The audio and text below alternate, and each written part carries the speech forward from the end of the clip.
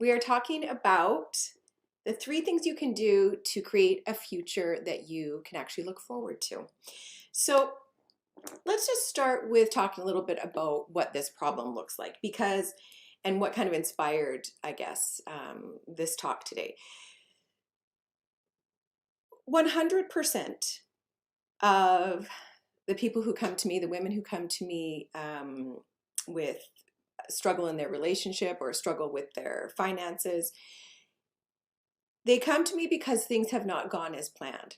And I always find it really interesting, and humanity in general is interesting, but the fact that we continue to make plans or think, when we're 20 years old, we think, okay, so this is what I'm going to do.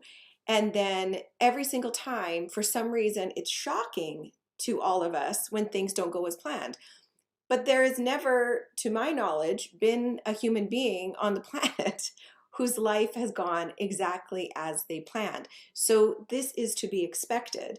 And when you start to realize that it's actually a good thing, because when things are not going as planned, when things don't look like they're working out for you, most of the time, and all of the time actually, things are in the process of working out for you in a better way, especially if you are able to see that and guide things that way. So that's what we're going to talk about today, is that idea of how to make sure that what you're creating in the future is better than the past, rather than holding on to whether it's mistakes from the past, resentments from the past, or concerns and fears around what the future holds. So, when I was, say, 20 years old, I too had a plan, one that makes me laugh now, and I'm really glad that it didn't work out.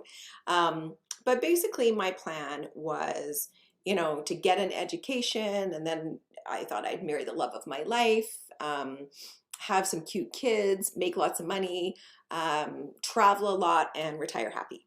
So that was the plan. That's not exactly how things went. So yes, I got an education, then had the wedding and the marriage and the kids. But the plan was really in the process of falling apart right from the very beginning. But certainly when the divorce came, that threw a real wrench into my plan. And I know that many of you watching are probably in that exact same boat, where you're noticing that things are not where you want them to be. And you're wondering, well, what do I do next? Someone asked me that today, actually. They said, I don't know what to do next. And the truth is that I actually want you to back it up and stop worrying so much about what to do, and start thinking a little bit more about these other things. So there's basically three things that I'm going to talk about that I want you to focus on when you're looking at creating that future for yourself. So the first thing is that you're going to need to make time for spiritual connection, and I'm going to talk all about why that is and how important that is and the impact that will have on your life. The second thing is I want you to release limiting beliefs, and that's the only possible way that you're going to step into a new version of yourself, and we're going to talk about that and why that's so important. And then the third thing that you need to do, of course, is to decide about your future and then make space for it. And I'm going to talk about exactly how to make that happen. So first thing, when you are looking at creating a new future, a future that is much better than your past, a future you can look forward to, the first thing that you need to do is add the time into your life for spiritual connection. That spiritual connection, and I always go like this because for me, my inner being or my spirit always feels like it's here. It's right here for me. So this is why I talk about it here. And I don't know, I'd love to hear in the comments for any of you who spend a lot of time in prayer or meditation, if there's a certain place that you feel that spiritual connection. But for me, that guidance, and for anybody I know who takes the time and has made the time to really get serious about tuning in to their spiritual guidance system, that guidance is the best guidance you'll ever have. And it's right there waiting for you. It's just waiting for you to listen. people who work with me know that I always talk about this usher at the end of the bed, and I wrote about the usher in the book When Marriage Needs a Miracle. So it's like you wake up in the morning, there's an usher standing at the end of your bed, with kind of a tray of happiness. And that usher is standing there saying, right this way, Shari, right this way, Amanda, Amy, whoever you are, right this way to happiness. And as women who, we've got stuff to do, we've got kids, we've got our job, we've got a list of things and activities and whatever, that guidance, that usher standing there trying to guide us to happiness and ease and prosperity, and we kind of throw our feet on the ground out of bed and kind of say, no, no, no, no, I don't have time for you right now.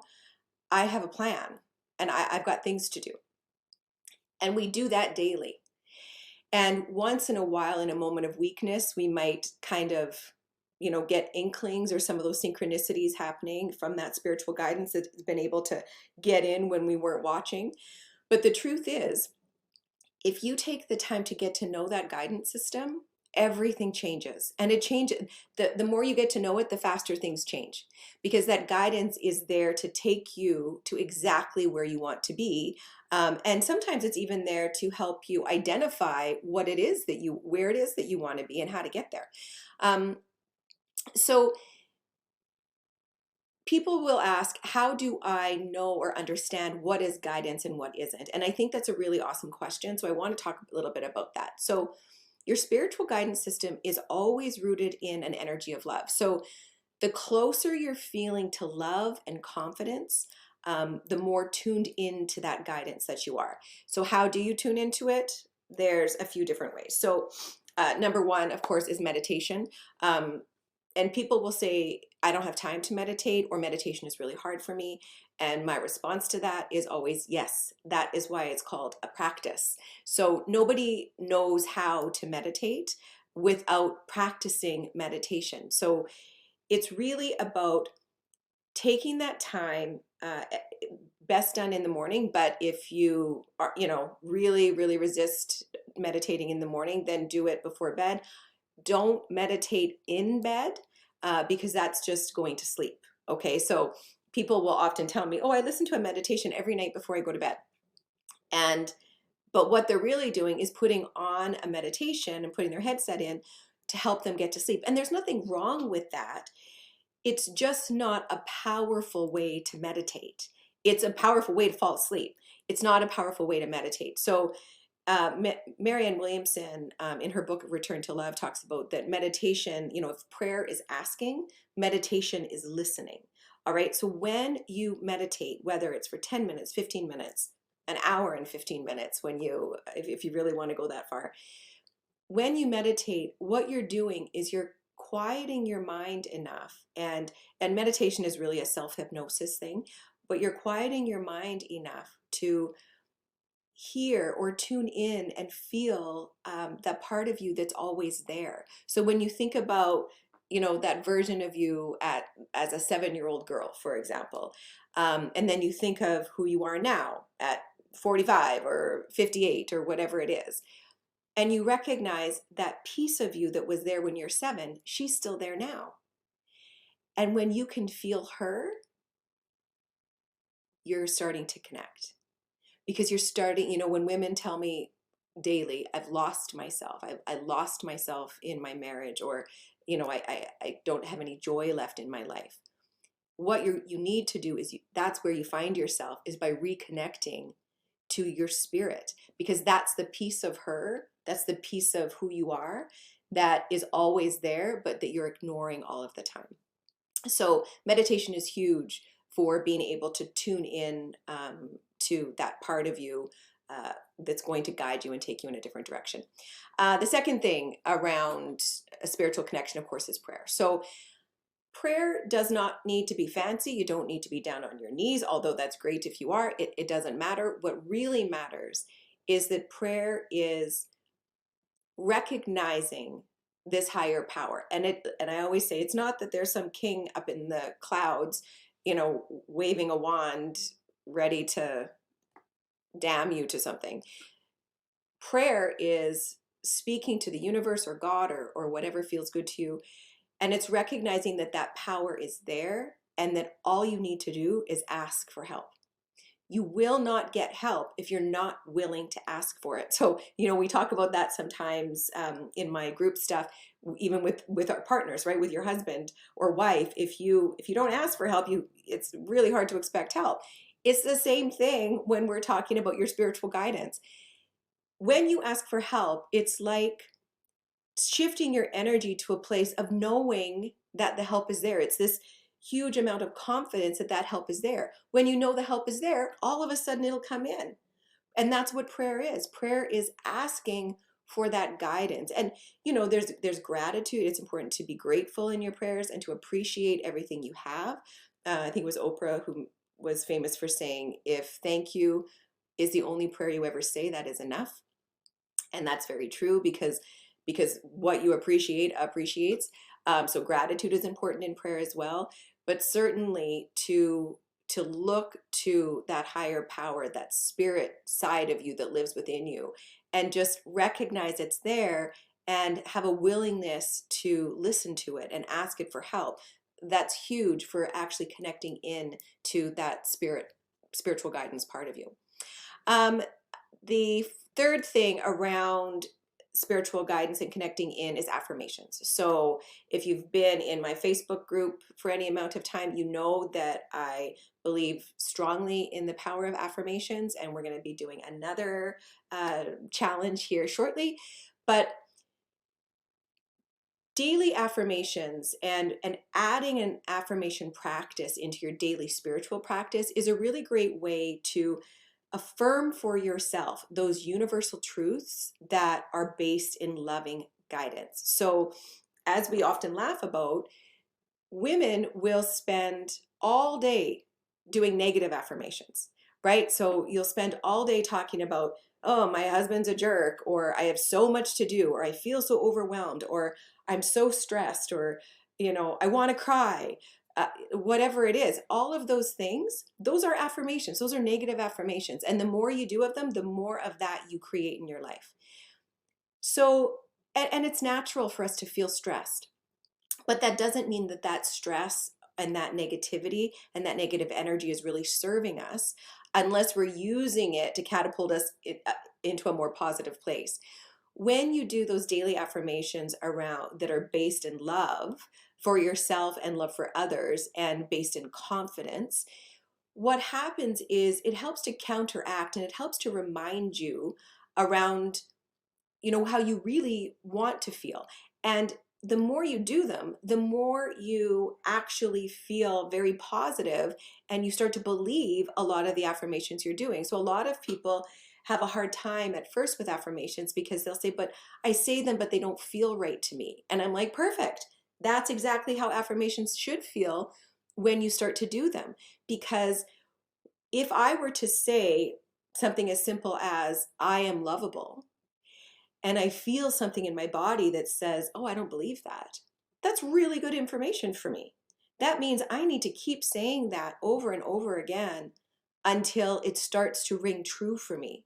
So if you're having issues with finances and you say something like, I am so grateful for all the money that is flowing freely towards me, and you keep saying that to the point that you're believing it, you will see things change. You will see that abundance flow to you when you're doing that affirmation out loud and to the universe that says, this is what's happening. So don't ever shy away from the affirmations. If you can't say them out loud, write them down every morning. But it's a very, very powerful practice and has been known, in the spiritual community for throughout the ages as a powerful, powerful way to create change in your life. And the other thing around tapping into that spiritual guidance system is journaling. So after you meditate or pray is the best time to journal. So all that you need to do is meditate, like I said, for 10-15 minutes, whatever it is. Spend a few minutes in prayer, whatever works for you. And then just open up your journal and let the words flow onto the page. And many authors will actually talk about how when they wrote their best-selling books, they feel like the book was almost written through them. So they were just in that. A lot of authors will talk about that flow state, and you might know that if you're not an author, you might have felt that around some of your work, and the days you have the best days at work, where you're just really moving through stuff and you're just really in flow. And that is where prayer and meditation takes you. And certainly then to come out of that and journal, you will have some very profound lessons flow onto the page. And often those lessons are things that you never would have thought of had you just sort of sat down to write in your journal. And I did a reel on Instagram a while ago about the fact that journaling shouldn't be used as a diary. And I know that this is what a lot of women have learned to journal. So we, as little girls, we got diaries with lock and key on them and would write about, this is what I did today, or that, that sort of thing. And when I looked back at my own journals from years ago, I realized all I was doing was kind of creating a diary of all the crappy things that were happening in my relationship. And that doesn't serve you. So keeping score in a book about everything bad that's happening is not going to improve your spiritual connection and your ability to tune into that spiritual guidance. Instead, let your journal be a place where you process, where you dream, where you recognize a limiting belief that you're wanting to release. So your journal is a place to process things for your future, as you're looking to the future, as opposed to a place where you create something as a record of the past. Okay. Now, a lot of women, before I move on to the second thing, a lot of women will tell me that they simply don't have time for any of this stuff. And I get that, because if you're struggling, you likely have some time scarcity issues.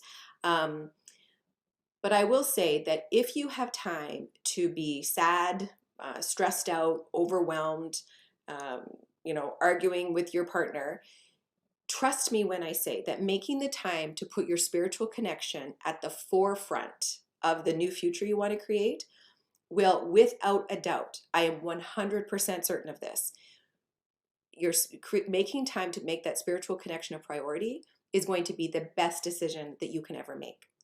So arguing for your limitations as to why you simply can't make it happen is simply making the statement that you don't want to change anything in your life, because that spiritual connection is like pressing the fast forward button on moving towards happiness.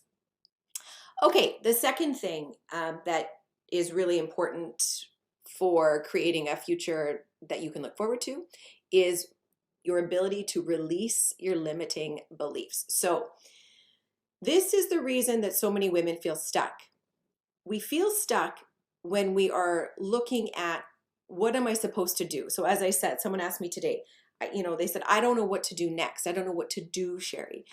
And so essentially, when someone says, what should I do next? That question is really stating, I want to take this version of me into the future. What would this version of me do? But this version of you is the person who got you to this place. So this version of you is just going to create the same life tomorrow, and the day after that, and the day after that, and the day after that. And that then becomes your life. So unless you're willing to take a look at some of the limiting beliefs that are holding you back from the future that you want to look forward to, then you're not going to create a future you can look forward to. You're going to create a future that looks very much like your present. And don't get me wrong, if everything in your present is perfect, then keep doing exactly what you're doing. But if everything in your present isn't exactly how you want it to be, or if you're worried about the future, you have to create a new version of you. So you have to be different so that you can do different things, right? So it's not about what should I do? It's about who can I be? And what would the next version of me do? Not what would this version of me do, because she got me here. If I want better, then I have to be a different version of myself. So when you continue to ask this version of you what to do, This is why it feels like you're spinning your wheels, because it's just another decision made from this, with this mindset in this place, with this paradigm. So there's a couple reasons I think that are important. Well, one in particular that's really important in terms of why, as women, this happens, why we kind of get stuck with this. And a lot of the limiting beliefs, and this is really important and something that really needs to be honored, because a lot of your limiting beliefs have been put there as a way to protect you. So we all have these maladaptive kind of coping mechanisms. And of course, there's the outward coping mechanisms, like overeating or drinking too much or not exercising, or sometimes exercising too much, yelling, scream, any of those things that we do to try to cope or keep ourselves safe or to shove our feelings down. But you have to recognize that a lot of your belief systems are also there, because you've been trying to protect yourself from something. So the biggest one is not being vulnerable. So when I talk to you about stepping into this new version of yourself, what I'm really asking you to do is recognize the power that you have to create something different for yourself.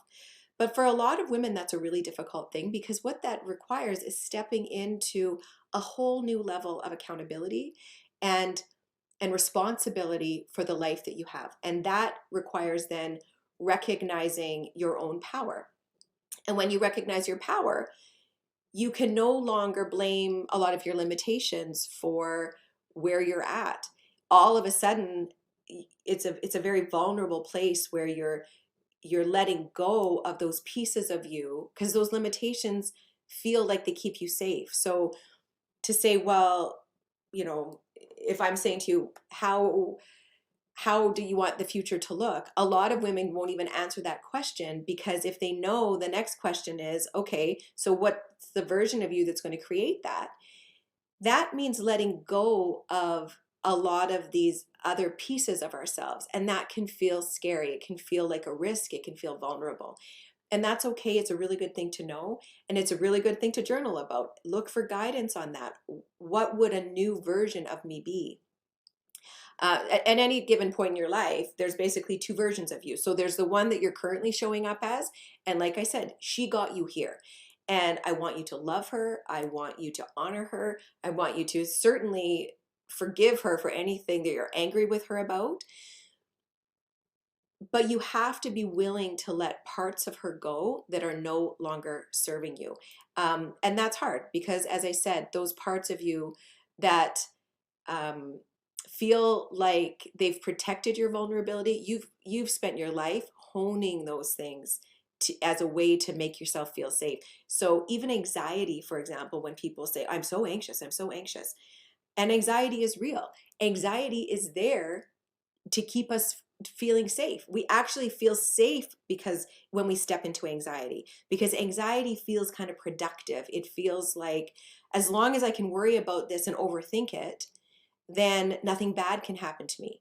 And of course, anyone who struggles with anxiety, and certainly people who have moved through that and healed a lot of their anxious patterns, they will tell you that anxiety wasn't keeping them safe. That anxiety drives decisions out of desperation. It keeps you stuck in a place you don't want to be. But it's there as part of our human system that feels like it's keeping us safe. So honor that and be willing to let that go. And of course, then there's the other version of you. And this is the next version that we're talking about. And that's the one that you need to be in order to create different results for yourself. So the more you stay the same, the more your results are also going to be the same. And always I can say, I say to people, you can argue as much as you want for all the reasons that things are really hard for you, and all of the reasons that there's this struggle and there's that struggle and this awful thing happened and that awful thing happened. And the truth is, there's nothing you can do that's going to change the past.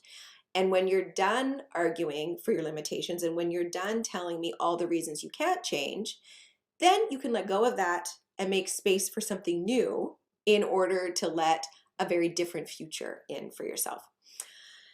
And that brings me to the third thing around the third major factor around creating a future for yourself that you're really looking forward to, and that is making that decision and making space for it. So when you do that, when you decide what the future is going to be like, what you're doing is you're defining and setting a very clear and powerful intention around what you're going to create. And that comes from the work of deciding, what are my values? What do I really want? And how does that, how do I align with those goals with my actions? So we start with that, who do I need to be? And in order to do that, you have to be able to dream a little bit bigger and a little bit differently than what you've done so far. So I was talking to a client recently who's a nurse, so fantastic. She's had a fantastic career, but she's done. She's burnt out. She's ready to let that go. But retirement feels very scary to her because she's worried about her relationship situation. But at the same time, she knows she does not want to spend another 15 years working in her current role. So to do that, there needs to be a willingness and a decision made that says, yes, I do plan to leave this and make space for something better. And the decision is the first thing. And then you sit back and you let some of that guidance come to you that guides you to where you want to be. And I'm not saying run out and quit your job, okay? That's not the lesson here. But what I am saying is that when you make the decision that is the intention, to create something different, that's the first step towards having the new ideas come in. So as long as she's willing to sit and say to me, well, Shari, I can't quit my job because there's nothing else I can do. Well, no ideas are going to come because she's already decided at that point that she's going to feel stuck for the next 15 years until she retires. And then even in retirement, isn't sure how that's going to look. So there needs to be a willingness to let go of the stuckness, a willingness to let go of the struggle and the sad story, to say, yeah, actually, I am going to move on to something better. And I'm really excited about it. I'm not sure what that looks like, but I'm open to all of the new ideas. I'm open to the synchronicities that the universe is going to bring to me. I'm open to the new opportunities. And as you step into that new intention and you step into the excitement, knowing it's happening, you don't need to know how. You just need to know that it is. And again, that doesn't mean that you don't take action, but the actions come from a place of inspiration instead of a place of desperation. And this goes back to the guidance system stuff that I'm talking about, because when all of your actions are based in or rooted in this negative energy, so they're rooted in fear, stress, worry, and desperation. So everything you do is, oh, I have to do this because otherwise this bad thing's going to happen to me. You're going to continue to create the same results you've got or negative results. When your actions are rooted in confidence and inspiration and self-love, things look different. So you need to let the confidence and the self-love in, the inspiration in, and let that guide your actions. And this is why the spiritual connection that I talked about at the beginning is so important. If you've been struggling in your relationship, if you feel like you've lost yourself and you'd like to figure things out and really step into the happiness and prosperity that the universe wants for you, click the link below, join our community over in the Facebook group, Relationship Answers for Women. There's also a link to download my best-selling book, When Marriage Needs a Miracle, absolutely free. I hope you enjoy it. Thanks for being here.